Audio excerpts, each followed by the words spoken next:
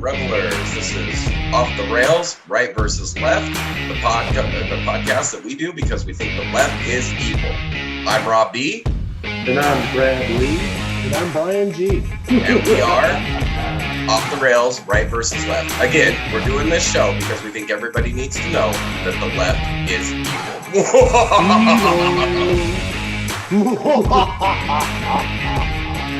Classic.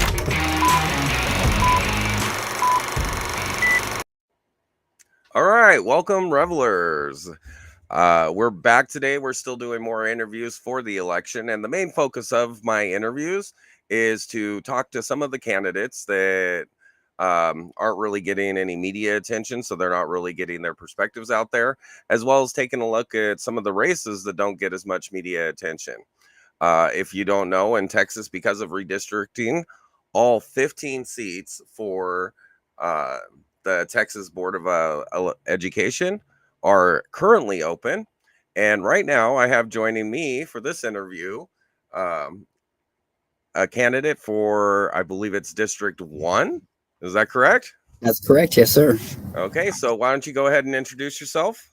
Hey, I'm Dr. Michael Stevens, running for District 1, Texas State Board of Education.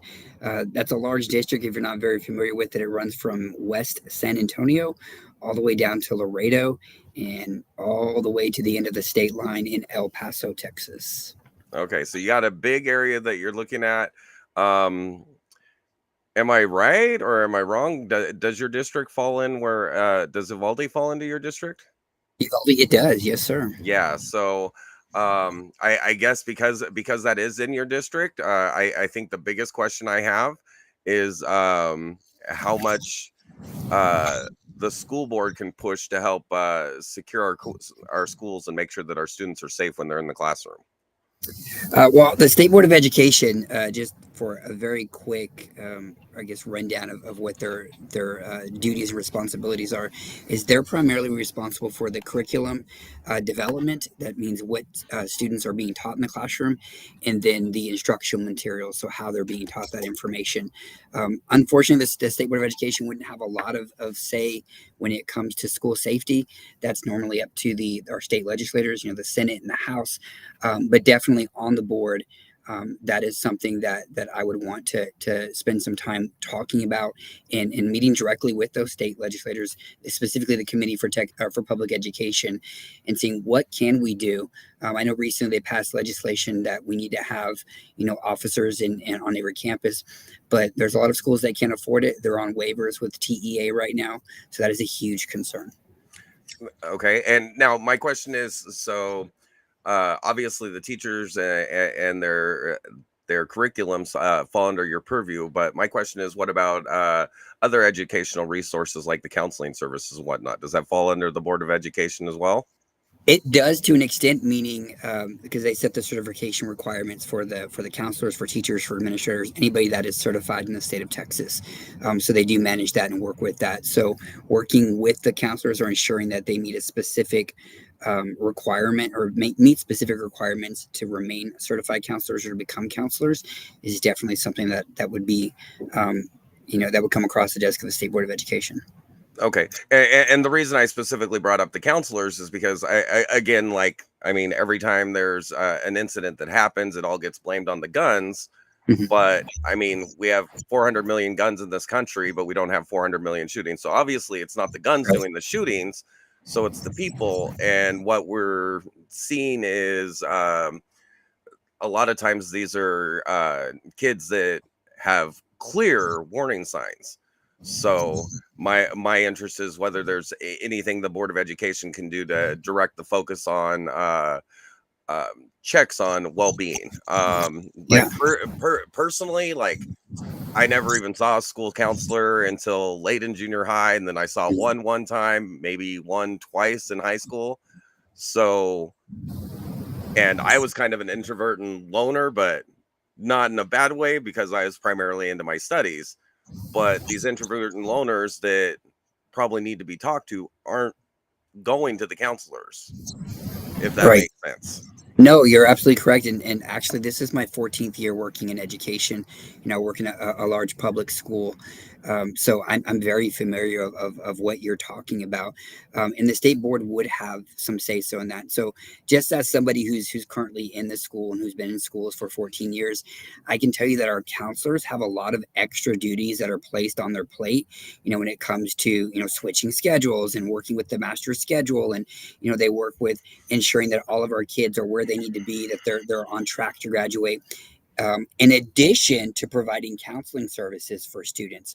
So there's a lot that our counselors are tasked with doing, and removing some of those tasks from their plate, or specifically, having a position where we have, a couple of a counselor, maybe two, depending upon the size of the school, that are just there to meet those needs of the students. I also think it falls back on class size. When I've got some teachers right now, because I'm an administrator. I have some teachers that, are pushing 30 plus kids in their classroom.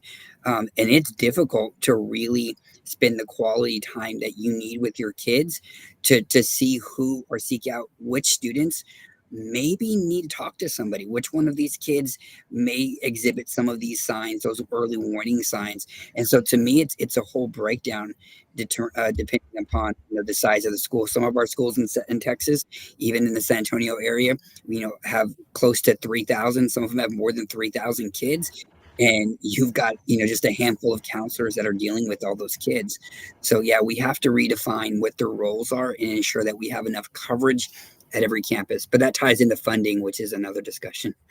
Well, absolutely. Well, and I think, and I also think that it has to do with extra burdens being placed upon the system that Yeah. aren't being funded because we have kids in the system that aren't part of the financial part of that system as well. You're right. I agree. Yes, sir. Okay.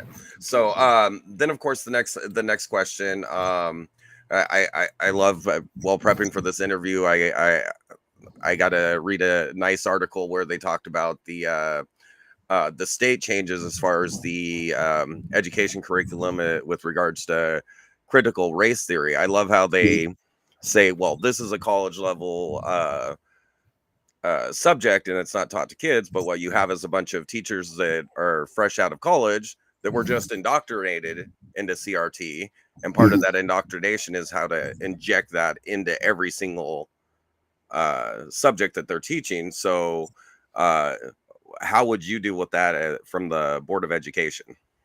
Well, there's a couple of, I guess, approaches to that. First of all, thankfully, our state legislatures, was it not last summer, but the previous summer, passed legislation saying that we can't teach CRT in Texas.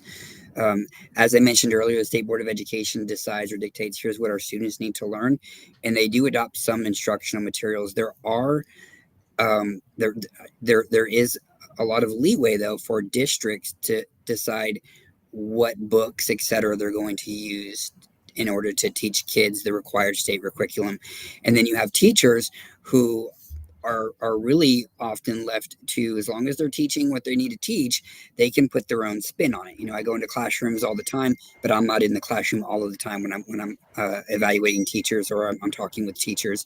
And so really putting that what I'm going to say, that consequence, or those consequences in place when teachers violate state mandates, or they violate, state bills that have been passed specifically with CRT, and letting know, look, if you're going against what the state of Texas has said, there are going to be consequences at it in terms of, at the state level. Maybe it could even affect their teaching certification, what have you. Because when our kids go to school, they are there to make sure that, or they're there to learn. They're there to learn, what they are supposed to know in order to graduate and to be successful. They're not there to get the opinions or the ideologies of a teacher who may have a different political belief, than what is being required for them to teach.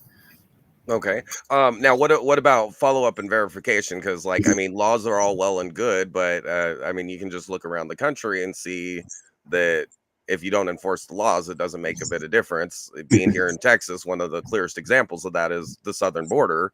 When Yeah. it's not being enforced, it Right. doesn't do any good. So that's the same thing. Like if you dictate the curriculum that they need to teach, what's the follow-up mechanism to make sure that they're not infusing their own stuff into it and changing the messaging to suit their agenda? For me, I like I said a little while ago, I think you have to have some clear consequences. If you are, caught doing this, here is what the first consequence, second and make sure that those are enforced and that's consistent. But a big part of that is knowing what's being taught in the classrooms, and that means administrators are in the classroom, parents need to know what's happening or what's being taught in the classrooms. There has to be that accountability system where teachers are being held accountable and somebody is there ensuring that they're the teaching. Now, I do want to emphasize, I'm not saying they need to be babysat and someone needs to be there all the time. These are professionals, but at the same point, as part of those evaluations, teachers are required to post their lessons. Right, they are required to make sure that their administrators have their lesson plans available for them, and so the administrators need to look through it as well. I think our school districts are responsible for making sure their staff, their team are in the schools, ensuring that what is being taught is what is allowed to be taught in the classroom. And I think just those regular checks there could help. But really the big thing I think is having that consequence. If a teacher knows that there's a real consequence, that could deter them, because it is hard to, for lack of a better phrase, to police every single classroom. There's so many teachers across Texas schools, and so it is important to make sure there are very clear consequences and that they are enforced. So I follow what you're saying on the consequence end, Right. but I don't see an apparatus for verification. You're talking about the administrators and the school districts and whatnot following up, but Right. most of the people at the school districts and the administrators, they're teachers that were indoctrinated with the same theories. So as far as opening up, um, I don't know what videos in the classes that any parent can go and see what the teacher's teaching their kids. I don't see why that's a problem. Like, no, you shouldn't have the kids on camera, but there should be no reason why the teacher shouldn't be. Where any parent should be able to log in and see what's going on in the classrooms that their kids in. Any member of the school board should be able to go and look at any class that they want. And then you turn the people who have the most vested interest in the education of their kids the access to see what's going on, because so much of this, and like you see it all across TikTok, where teachers go on there and just brag about the ridiculous things that they get away with because nobody's checking, tearing down Right. the US flag to put up a pride flag and stuff like that. Right. So that does mean going into the classrooms. Like I said a minute ago, you have to be present. As far as videos, teachers are supposed to move around the classroom a lot. When I go into classrooms, I'm making sure they're moving around. So I don't know, how that would work, what it would look like. Not to say that you couldn't try it out or see what's happening. I think a big part of that, though, we don't have a standard, we have what needs to be taught in the classroom, but we don't have a standard set of textbooks or curriculum that teachers are needing to teach. And if we had something like that, right now, school boards can decide what they want to teach in terms of curriculum. Maybe they choose one company over another, as long as they're meeting specific learning objectives. We call them TEKS here in Texas. As long as they're meeting those in the lessons, then they can use those particular texts or that curriculum. But I think having a more standard curriculum would negate some of that. But you're right. How do you stop it individually? Because teachers can go off the rails. They can say what they want to say. And I think it's important that, again, like I said, that this, I don't know how to do without becoming a police state. And that's probably not the answer you want. Okay. But this, Well, hold on. You're saying a police state here, and this I don't think even the phrasing is even appropriate of the police state. There's nothing police state about this is the federal government or the state government or the county government. This is government interacting with the people, just like monitoring the interactions of police with the public. There's nothing wrong with monitoring the interactions of the teachers with the students. That's not a police. That's not a police state. That's accountability. I mean, I agree with you on that, but I'm looking at it from the perspective of somebody who's at school, who's in the classroom. What does that look like? What resources do you have? We're already so short-staffed as it is from the district level on down because of funding. And so having additional resources to send somebody in, even from the state level on a regular basis to check what teachers are doing, I would love that. That would be fantastic, not only for what you're talking about, but to ensure that the quality of the education is what it needs to be for our kids. Texas consistently lacks when it comes to education. We compare ourselves to other states. We're at the bottom half. So what we're doing isn't working. And we need to see what's going on in these classrooms. That's part of what my job is, what my role is. And I go, as an academic dean, I go in and I'm checking, but, I get into as many classrooms as I can in a day, but I'm not in every class all day, every day. And so I think that is a large, very broad discussion that would need some time to look at resources.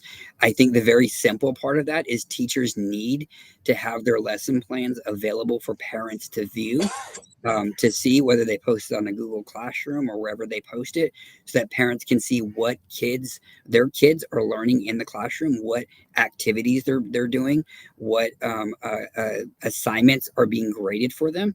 I think it is doable because teachers have to post them as it is to their administrators. It should be available for parents to view at any time that they want.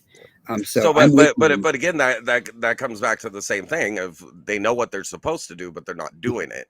And even when it comes from the educational perspective, we're giving them the materials to be able to teach the kids. And obviously the scores show that it's not happening, if that makes sense, so again, it's like everything else. It's the follow-up that to me is missing in the schools. Follow, and it even goes back to the initial topic, follow up with the kids to check their health, because we've got school counselors working on administrator duties, right?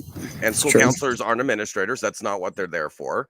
And then we've got teachers that are supposed to be teaching curriculum, but they're not following the curriculum and they're not moving towards an objective. And like we can talk about what they're required to do and what they're supposed to do all the time, but if nobody's checking what they do and there's no accountability, it doesn't change. And this is like the greatest opportunity, being we're going to have an entirely new, some of the people are still trying to get new posts after redistricting, but we have an opportunity to completely reset the Texas Board of Education. And that's the best time to reset stuff. And I think, first and foremost, every field of work, there is that accountability. The difference you see between public schools and private schools is, in a private school, there are people checking. And if you're not doing your job, you're going to lose your job. And if the administrators aren't checking and making sure the job's done and done correctly, they're going to lose their job. So it seems to me that it's entirely the accountability. And great, we have the accountability apparatus in check. We have the penalties that can be instilled, but we've got to develop a plan to consistently get follow-up. Obviously, it's a huge problem. But some of these classrooms have $100,000 worth of computers, so you can't tell me you can't find $20 for webcams in the classroom. I mean, I understand what you're saying, and I agree with that. And it also depends upon the school. I work at a school that doesn't have those types of resources, public school, because of where we're at, where it's Title I school. We don't have $100,000 worth of computers in every classroom. There are schools that do, absolutely. Having webcams. You get my point. No, right. I totally get your point.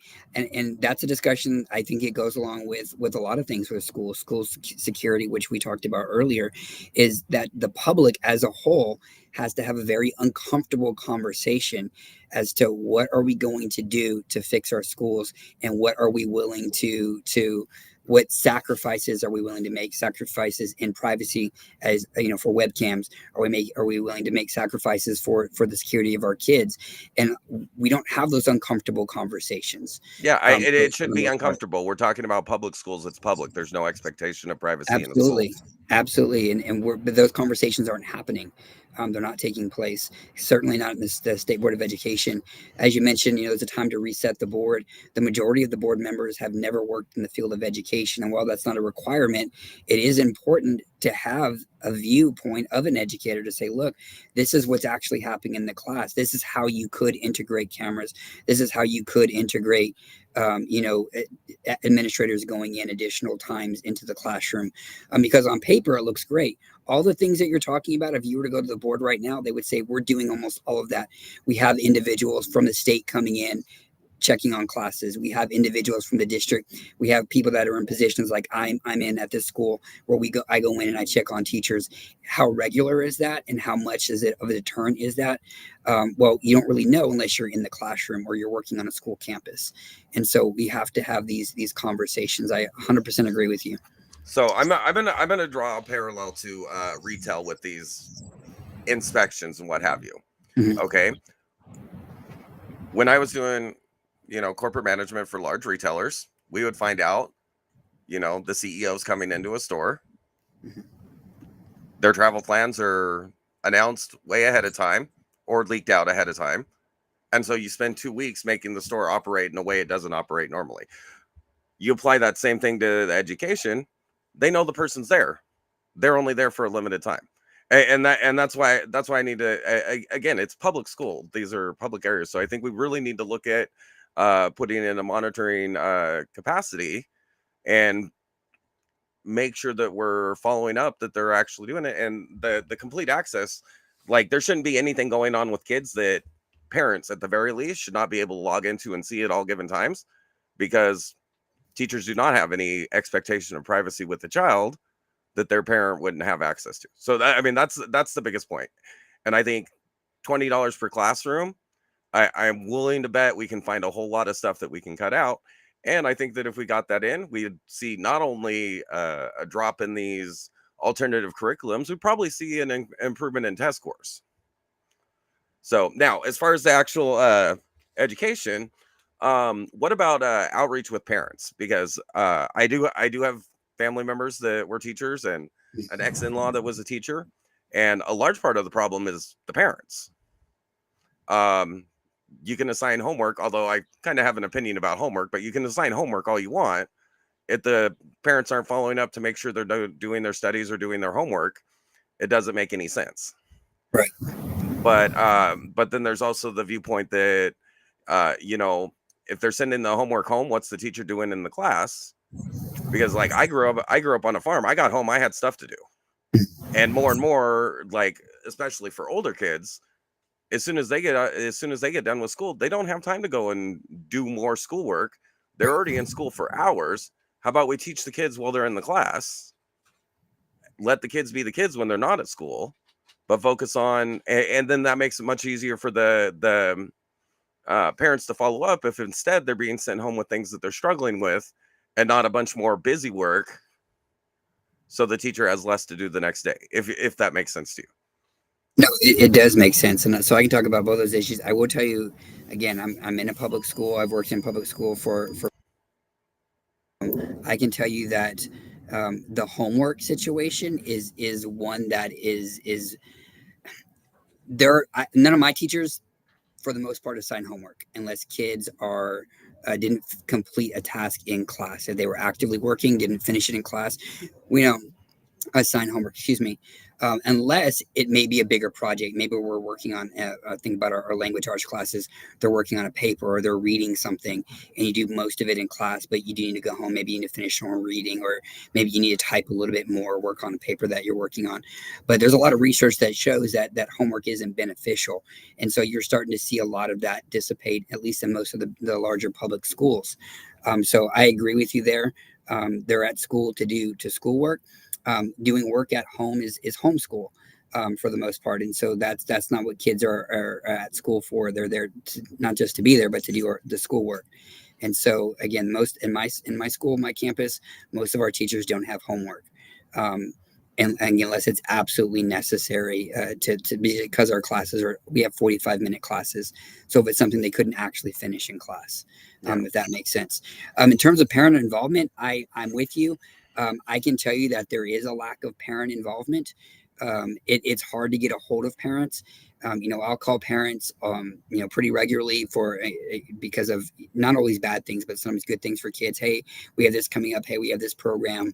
And I very, very rarely get a parent to answer the phone, to respond to a message when we send emails, or to get even a call back. We have parent teacher conferences. We usually take an entire day or half a day to do, we have parents come in. It's a school day for the kids. And those are very low attended days. It's really hard to get parents to get involved. And that is a big problem. Part of that accountability in the classroom is parents need to know what's going on in the classroom. They have to have that dialogue with the teacher. They need to have that dialogue with their kids. So that's extremely important. Okay. And I would suggest a technological application that could help with that. And that is, there's all kinds of apps like that allow for teams to communicate and whatnot. And it would be very easy. Like if parents had an app and they open up the app and it says, hey, your kid was great, finished all the work in class today, didn't finish their work, they have this assignment. Then there's no question. They don't have to count on the kid.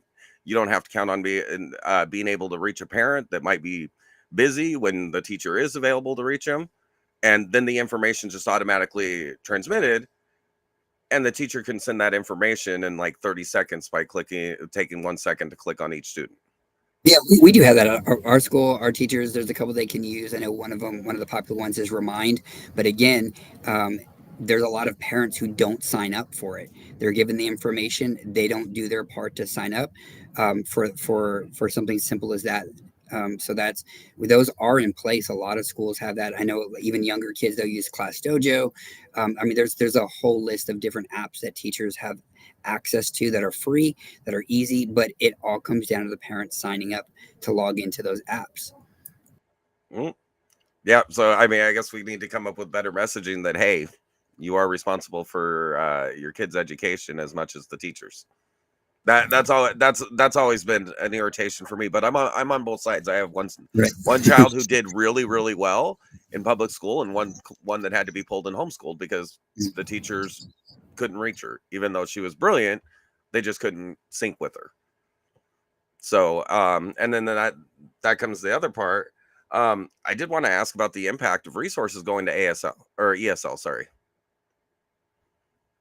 For our ESL students? Yeah, absolutely. Yeah. Yes, so, sir. and for anybody who's watching that doesn't know, that's English as a second language. Right. So we have those, and there's also a new term because of the influx of people to our nation, which is EB for emergent bilingual students, which usually fall under, well, not usually fall underneath our ESL category. It's been a huge impact in terms of resources on our campus. We have to have an additional number of ESL teachers to work with these students. And what that means is that these teachers are not necessarily versed in their language, because there's a lot of languages. We have kids at this school that speak some languages that I just never would have thought of. And the teachers don't necessarily speak that, but they know, they've been taught, they've been certified. You have to have a special certification, ESL certification, in order to teaching approaches to help work with these students. And so there's even some districts that require the majority of their regular teachers to be ESL certified. So basically, as I talk to congressional and House representatives, I should also like discuss a little bit with that, is the extra resources that are being taken out of education and put towards ESL programs. Absolutely. Not only resources from education, but for teachers, I had to get ESL certified because of how many students we have that we work with. I had to pay for the test out of pocket, which is, I think, was $118. After you pass the test, you have to pay to get certified, which I believe is $78. So teachers are having to pay to get ESL certified so that they can maintain or keep their jobs. In some cases, so it's a huge cost on the state, on the district, and on teachers themselves. Okay, So I have some issues with budget allocations and stuff. And I think that some of the things that could be done a little bit differently would be um, most of the more successful educational countries in the world actually have, by the time you get to third, fourth, fifth grade, kids start splitting off into fields based on their aptitudes. True. A good example, my ex-wife was from Ukraine, and she switched into the linguistics program because she was good at languages. So by the time she graduated high school, she already spoke 5 languages. Right. So, but also, you know, trade programs and whatnot. If kids have mechanical ability, they should be focused towards that, because if you try and force one size fits all, people, people, we're not all the same. People have different aptitudes, they have different interests, they have different abilities, and they're going to have different skill sets where they succeed. And even at the, if you might cram math and science down on somebody who's mechanically inclined, but if they get put into an application where they can use that, they may end up being an innovator in their field instead of a failed student in a general education sphere. I agree with that. That's one thing that I have really pushed for. I don't like our one size fits all approach in Texas. Like I said earlier, we're on the bottom half when it comes to quality of education in the United States, let alone the world. Which we are the ninth largest economy in the world. We're global competitors, the state of Texas. So it's absolutely appalling that our education system is so horrible. I mean, there's no other way to say it. And that one size fits all approach is not working. We have kids that are going to go to trade school, tech school, join the military, kids that want to become business owners, kids that want to, follow their parents' footsteps in terms of whatever the family business is. They want to jump into the workforce. We have kids that are going to jump into, working in agriculture, and they need approaches that are going to prepare them to get ready for those fields that they want to jump in. Not just this, I call it like a pipeline to college. Obviously, college is important, but college is not necessary, nor is it for everyone. Not everyone's going to go to college, and everybody needs to go to college, and we don't need to make kids feel less than in terms of their Texas education because they're not going that route. We have to prepare all of our kids. So I agree with you, and it starts at a younger age. Going through this cycle that we have with our kids, the same classes, and they're just repeating themselves, and they're going through and getting to graduation. It's not working. It's proved that it's not working, and we need to do better for our kids. I like that some districts are doing these magnet schools where they focus on specific trades or specific career paths. The negative part of that is that they're limited in how many kids they can take. They may only have a capacity for 200 or 300 depending upon the school size, and there may be a lot more kids that want to pursue that career path. And so we need to find a way, and it starts with the State Board of Education by creating curriculum. And I'm going to say, different pathways. We have to have different pathways for kids to go down so that they can be successful, but at the same time, still give them that flexibility. Maybe you started out down one pathway and that you're not committed to that. Maybe you decide that's definitely not for me. I'm not doing that after all. That's not, but just like college, they turn into electives, right? At college at that point, and then you choose your career path. But yeah, I'm in a complete agreement. And it comes to funding. I feel like a lot of it comes back to funding. If you look at how we fund our Texas schools, we do it based off of the average daily attendance, which we are only one of 6 states in the country that do that. 44 other states do it differently. 44 other states can arguably do it better. And what that means is that if I only have at my campus 79% of my kids show up, I'm only getting 79% of the funding that the state has allocated for my campus. And so we're not fully funding our schools because of how we've decided to pay for our education in Texas. Yeah. So, but if you're down to 79%, where are the other 21% of students? Well, that's a great question, and it really comes down to where you're at, what's happening in that situation. If I'm at a campus where we have a lot of kids that aren't showing up, and there's a lot of reasons why. One, parental involvement. Some are in situations where they're actually having to go to work to help provide for their family as well, and they're taking on jobs. Some are the only source of childcare that their family has, and you can go on down the list. There's a lot of reasons why kids may or may not be in school, not just because the school is not doing their part, but because of outside factors that are going on in the house. So, which means if we have a work-based curriculum, those kids that are having to work to help support their families, if they were getting educational assistance, then that means that they would be getting attendance credit Yeah, instead of another being marked benefit. as not empty. So, and then the other thing that I wanted to bring up is kind of the ridiculousness of education, that kids come out knowing what the Pythagorean theorem is that they're never going to use, but they don't know how to do their taxes. They don't understand how credit or debt works. That seems to be a glaring hole all the way back since I was a kid, some years ago.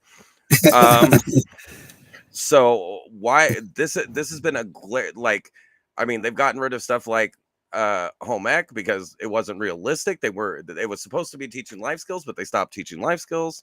Shop, they were supposed to be like finding the people that had that aptitude, and then it just became like the breezy course.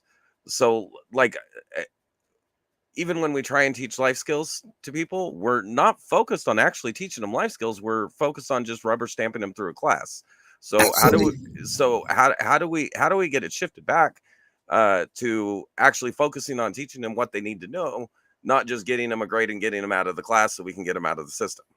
So it goes back to our earlier conversation just a little while ago. When it comes to these pathways, the state we have to adjust our curriculum. This one size fits all isn't working. We need these life skills classes. I'm a huge proponent of that. Now I'm gonna date myself. I'm not gonna tell you the year either, but when I was in high school, driver's ed was available to take as an elective. Yes. And I took driver's ed. It saved my parents a bunch of money. It saved my parents time. It saved resources. And when I was done for that was, I think it was a semester class, I had my permit, and all my parents had to do back then, because it wasn't online, is they had to take me to the DMV, and I could get my picture, and after I waited my time, and I could get my actual license. We don't offer things like that at traditional public schools anymore, because we've decided to focus again on the shift for college, making sure our kids have, and believe me, they're important, the AP and the pre-APs and the dual credit, and the honors classes, and all these things that we're really pushing our kids to be a part of, which again, they're great, but not every kid is going to go that route. And at the very least, when we look at our curriculum, we have to put life skills back in the class. Our kids need to be able to come out of school and know simple things. I taught seniors for several years in high school, and towards the end of the semester, I always had a handful of kids, or at the end of the school year, they're saying, "Sir, what do I do for I'm getting an apartment? How do I get my electricity turned on? What do I do for water? Or why are they asking me for 2 months up front for a deposit, or what is?" And they had all of these questions, and we hadn't prepared them for any of that. We hadn't prepared these kids to go out and to be successful members of society, to do simple things like get an apartment. What's credit? How does credit work? I had kids saying, "Sir, I just signed up for all these credit cards and I'm going to have credit." I'm like, "No, and so teaching these kids these skills is vital. And so we need to add those. And again, that comes back to the State Board of Education. We have to revamp the curriculum to make sure that our kids are adequately prepared for life. Absolutely. And then kind of like it's we also need to make sure that we are electing board members that are willing to go and get after our legislators, because like they can't debate that the system's not working. Right. So we need to come up with solutions, but we need to make sure that we're coming up with solutions that work, not rehashing old ideas that don't work. So our teachers are more educated than ever before. Our administrators are more educated than ever before. And the result is we have worse results than when it was a part-time teacher teaching at a schoolhouse with 50 kids of all different ages. So maybe we're teaching people right out of being teachers. And I agree that it goes back to curriculum. What are we asking our teachers to teach? What I mean, STAR testing is a big part of that. We have this test that is it Yeah, does we don't need to have and that test. they end up teaching to the test instead of teaching to the Yeah, subject. we do that, and it's a problem because that's funding's tied to that accountability. Almost 100% of a school's rating, when you have A through F rating, is based off of a STAR test score. Um, and there's so many factors that go into why a student got a particular grade on a STAR test. Well, I kind of like, as having come from being a parent not that long ago that had kids in the school system. They're both adults now. But my kids, they went to school here in Texas, so they had to do the STAR tests. Right. And there was a whole lot of the teachers focusing on the test. But the point of the test is if you teach the subject, they're going to pass the test. Well, yeah, yes and no. And the reason why is there are components that are on the test that are not in the Texas curriculum. They're put there because that's what the Department of Education has decided every student needs to show mastery on these particular skills. Which means it needs to be in the curriculum. It does. Again, that's why I feel like you need to have more educators on the State Board of Education, or more people making these decisions that know what's actually going on in the classroom and how it's playing out. And so there's that factor. Then the testing environment is different. I mean, there's a lot of things that go into it. And some people don't test well. Some people don't, and that's what I meant. Some people don't test well. You ask a kid to sit down for, usually they're 2 to 4 hours, depending upon their grade level, test in a quiet environment and to take 50, 70 questions and write an essay. We don't test kids like that to begin with on their regular schoolwork, but we're saying, okay, one day a year, one special day, you're going to sit down for 4 hours and take this test and show your mastery. And then we're going to compare it to everybody else in the state who did the same thing. And then we're going to give your school a rating based off of that. There's a lot of pressure. There's a lot of anxiety. And then we're going to make it a graduation requirement. If you don't pass all 5, you're not going to graduate high school. And so there's a lot that goes into this test that really, I feel, skews the grades and doesn't produce the best result for kids when it comes to putting their best effort in on the test. Or being so there's a lot of things, and again, it comes back to curriculum and experience. You have to have experienced educators. We have an education commissioner who's never worked in a classroom a day in his life. We have our committee for public education, which are made up of state legislators. You have TEA, State Board of Education. You have so many hands in the pot that are making these decisions, and there's just a lot of bureaucracy that's getting in the way, in my opinion. Okay. Well, I mean, I do want to point out that the models for a lot of countries that have some of the most successful education systems, none of the educators are educated as educators. I get that. I mean, I understand that. But we should be hiring subject experts to teach subjects and not education experts to teach a subject, because the expert's going to be able to teach a subject better than somebody who just knows how to teach in general, if that makes sense. It does. I'll go. That goes all the way up to college, because when I was in college, I was taking business classes from people that obviously never ran a business and didn't know how anything worked. Right. So they didn't have any of those, going back to that, life skills. Yeah. They had just gone to school and got a degree in a particular field. So yeah, I understand that. I get that.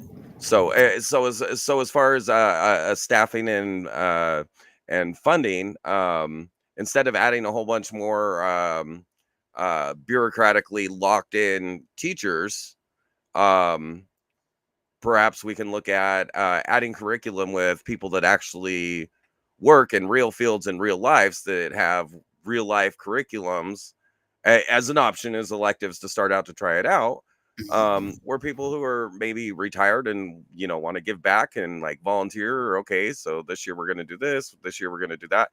Do you understand what I mean?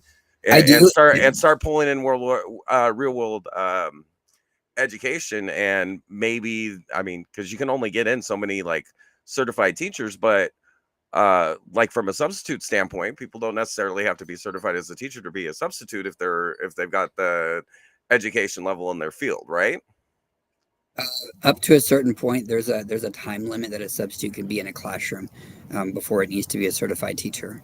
in the class. But as far as what you're saying, I agree. When it comes to these life skill classes, like my campus, we have cosmetology, we have auto mechanic, we have uh, uh, shop. Not every campus has those, but the individuals in those classrooms worked in those fields in addition to being certified teachers. So they. That I think that's what you're saying is right on the money. It's more than just being certified in those types of fields. You need to have the job experience. Yeah. So, well, the point on that was, again, you were talking about a lot of the stuff that needs to be done to fix the education system. You're going to have to be working with legislators, and that's another aspect is if you got a subject matter expert that can actually teach people how to do stuff because they spent their whole career teaching people how to do stuff, to have to require them to go to school and get a teaching certification so they can teach the subject that they're an expert on. To me, it's ridiculous, and that's an exception that, I mean, it can free up some of the burden because of the limited number of teachers that we have, and then of course, supply and demand. The more supply you have it might help keep the teachers unions from pushing up the rates and securing teachers that aren't delivering results. I understand exactly. Yeah, if that makes sense. It does. Because the idea that we're going to just keep throwing money at the problem and paying the teachers more and more and more, like, what other field in the world do you deliver poor results and get a raise every year? And like constant complain about getting a pretty much a medium wage, not medium wage. How's a good way? A fairly average income for working 9 months of the year. You know what I mean? So, and I think that's part of the reason why there's a lot of disconnect with parents as well, is because we hear teachers whine all the time in what's arguably should be an easier job. Not that it's easy to deal with kids. Like, dealing with 2 kids when you're a parent is a disaster. And dealing with 30 of other people's with different discipline levels can be even more challenging. But at the same time, the union involvement and intrusion onto teacher performance and the curriculums and all of that, I mean, it's something that has to be pushed back on, because again, the education system is supposed to be about the kids, and it seems like it's all about the teachers. Like Randy Weingarten trying to shut down all the schools because she represents the teachers, not the students, and all the teachers being okay with it because they represent themselves, not the students. I understand what you're saying. Yes, sir. So that would be the one thing that, like, when I'm looking to vote for somebody for the Board of Education, you're not my district, but that would be something that would be important to me, is that they're willing to work with the legislators and push back with the unions, because, like, coming from the private sector, unions just get in the way. Like, they were great a long time ago when the workers were being treated unfairly, but now they've created a worker entitlement instead of workers that produce results. Because it used to be it was hard skilled workers not being taken care of, and now it's underskilled workers being overpaid to not do their jobs. Well, I see what you're saying, and I will tell you that the unions are a problem in Texas. What separates them from other states, though, is they're very loud, and they don't represent all teachers, because it is not a requirement in the state of Texas to join a union. I'm not in a union. There's a majority of the teachers on my campus aren't in unions, and so when they're representing a very small, minute group of individuals, but their voice is portrayed as if they are representing all teachers. And so that is a huge problem here in Texas. So I understand that. I don't know if that's worse than having required unions. I've never worked in a required union state before. I've only been in Texas, but I will tell you they are an issue. They are at the State Board of Education, trying to get their say. Constantly, I've been in Austin for meetings with the Committee of Public Education. They are there loudly, saying what their viewpoints are. And it is definitely an issue, and like, again, it doesn't represent all teachers. I'm on there, but I do agree we have to get back to making school what it's supposed to be about, and that's about kids. It's about students. It's about making sure that their education quality is the absolute best. And I think that when you focus on that, that all these other things will slowly start to fall into place. Teachers, when kids are happy and kids are learning and they're in a healthy learning environment, that's going to create a better workplace for the teachers. That's going to And make it's going to positive create a changes for safer teachers. place because you're not going to have disconnected kids Absolutely. devaluing human life. Absolutely. So I think it will be a positive spiral, and it starts with the kids, and we have to focus on our kids. Well, appreciate it. And I do want to say, it looks like, I mean, and just judging off of how the primaries came back, it looks like you're in a tough race here with Gustavo Reveles. In the primaries, he got 72,000 votes. You got 67,000 votes. So you're going to be tough. I hope voter turnout. Yeah, People have to come out and I hope vote. this gets the message out there. And you guys, if you see it, take it out, check it out. What I can tell you, I would, if you were in my district, I would 100% be voting for you, just on the fact that you cannot get a hold of him. Oh yeah, like, I don't fault anybody if they reject doing an interview or any of that. I've got a little podcast. I don't have a huge reach. One video will get 1 million views, the next one will get 5. Especially on my political page, because I talk about stuff that YouTube doesn't like, for example. But good for you. But yeah, I'm going to talk about what I'm going to talk about, so it'll go everywhere. But somebody who you can't even reach or pull up a picture of him, that's I don't think suspect he has a to me, and yet he's still got 72,000 votes. So that doesn't make sense. He doesn't have social media for his race or a website, so he's a little bit elusive. I will tell you, though, it comes down to voting. There's a lot of people that show up to vote. They don't know anything about the candidates. They're just voting one party, and they're just voting all the way down. Or they're not voting all the way down is another problem. The undervote is a big problem. Yeah. I like what you said, in the intro there. And if I could just take a second to say, these races, these positions at the bottom of the ballot, State Board of Education, a lot of the judicial positions, a lot of the local positions are some of the most important because they quickly and directly affect your education, your pocketbook, the things that are being done in your county, in your city. And I say quickly because a lot of times the stuff at the state may take a little bit of time to disseminate down to you or at the federal level. But these elections for these down ballot candidates is extremely important to go and vote all the way down the ballot.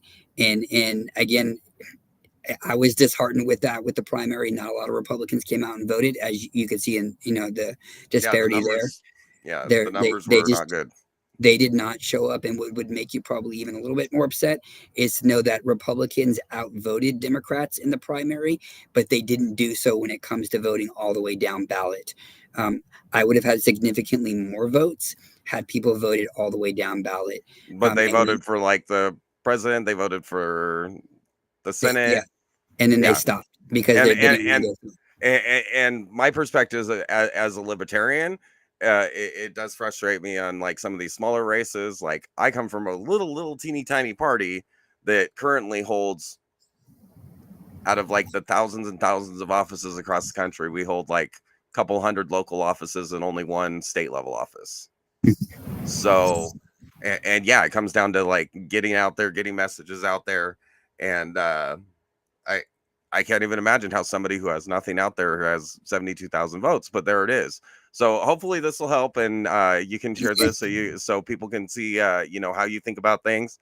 Was there anything that I didn't cover that you think is a important message for part of your platform, or did we pretty much cover everything that's key? And I think you covered it, and I think the questions are great, and I appreciate that you challenged the way I think. I like to look at things from different perspectives, and I think it's important, especially if we want to make improvements, we have to be willing to listen to something that maybe even differ from what we think, or that's difficult to talk about, which I said earlier, it's important if we really want to make positive change. Yeah. And like you're an educator, and you said you've been an educator for 14 years, which is great, but your perspective is from inside an education system that's arguably broken.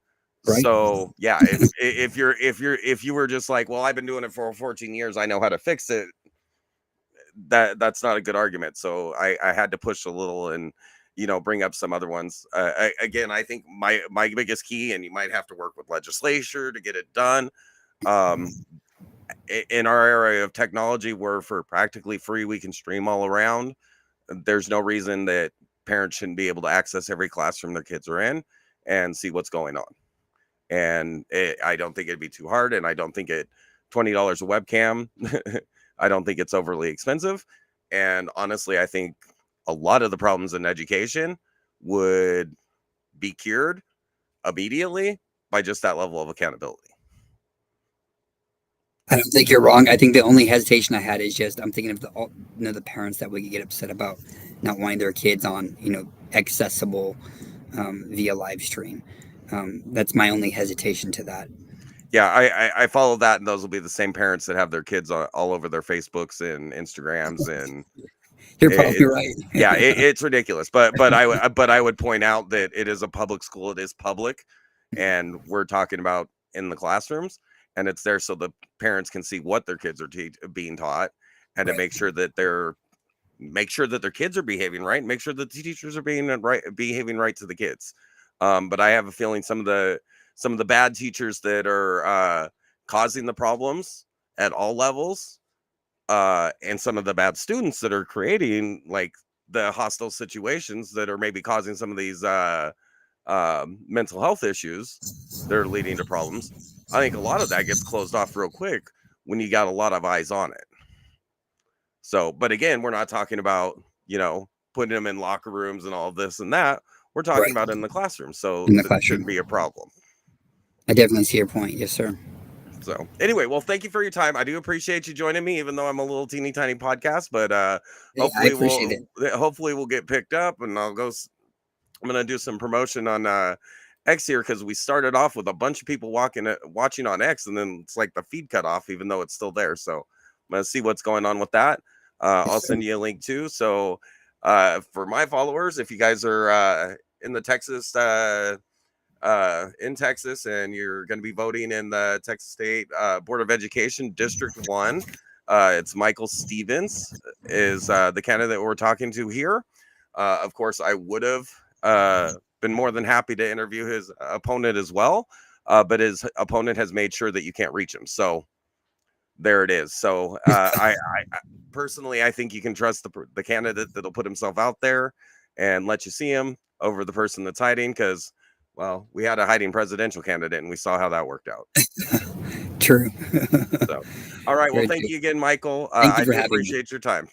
Yes, sir. Thanks so much. Have a good one.